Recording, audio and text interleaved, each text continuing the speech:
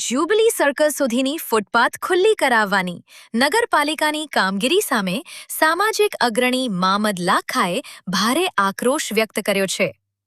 તેમણે આરોપ લગાવ્યો છે કે નગરપાલિકાની દબાણ શાખા માત્ર સામાન્ય અને નાના વેપારીઓ સામે જ કાર્યવાહી કરે છે, જ્યારે રસ્તાઓ પર કાયમી દબાણ કરીને બેઠેલા માલેતુજાર, લાગવગીયા અને રાજકીય આશ્રય ધરાવતા દબાણકર્તાઓ સાથે મેળપીપળા રમી રહી છે।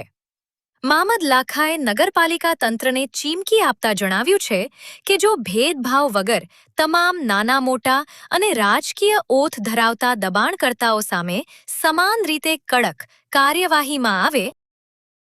આપનું નામ અને પરિચય આજે કઈ જગ્યાએ દબાણ હટાવવામાં આવે?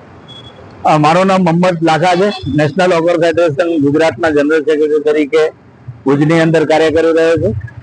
ખાસ કરીને દબાણ હટાવવામાં તો આવ્યું જ નથી, ફેરિયાઓ ભયથી ડરી અને ભાગી ગયા છે। કારણ કે દબાણ હટાવવાની જે પ્રક્રિયા છે એક છેડાથી ચાલુ થાય તો બીજા છેડે જ્યાં સુધી પહોંચે ત્યાં સુધીમાં એને નડતર રૂપ તમામ પ્રકારના દબાણો જે છે એ નગરપાલિકા હટાવવા જોઈએ। એના બદલે નગરપાલિકા દબાણકર્તાઓ સાથે ઈલું રમી રહી છે। ખાસ કરીને એમના વહાલા જે દબાણકર્તાઓ છે એમને અથવા માલેતુજાર જે લોકો છે, પૈસાદાર લોકો છે અથવા લાગવગવાળા જે લોકો છે એમના દબાણોને કોઈ પણ પ્રકારની કોઈ રીતે હેરાનગતિ કરવામાં આવતી નથી।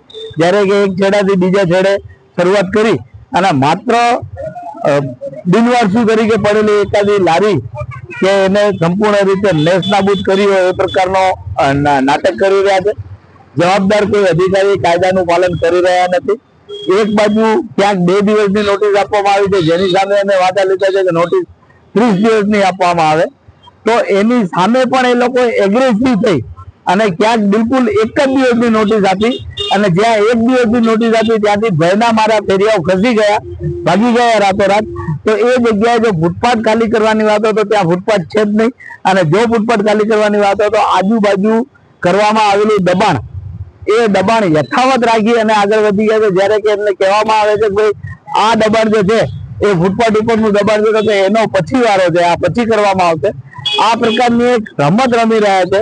માત્ર લારી ગલ્લા કેબિન ધારકો જે છે, ગરીબ શ્રમજીવી મજૂર વર્ગના લોકો છે, રોજનું કમાઈને ખાનારા લોકો જે છે એમને હેરાન પરેશાન કરવાની આ નીતિ છે।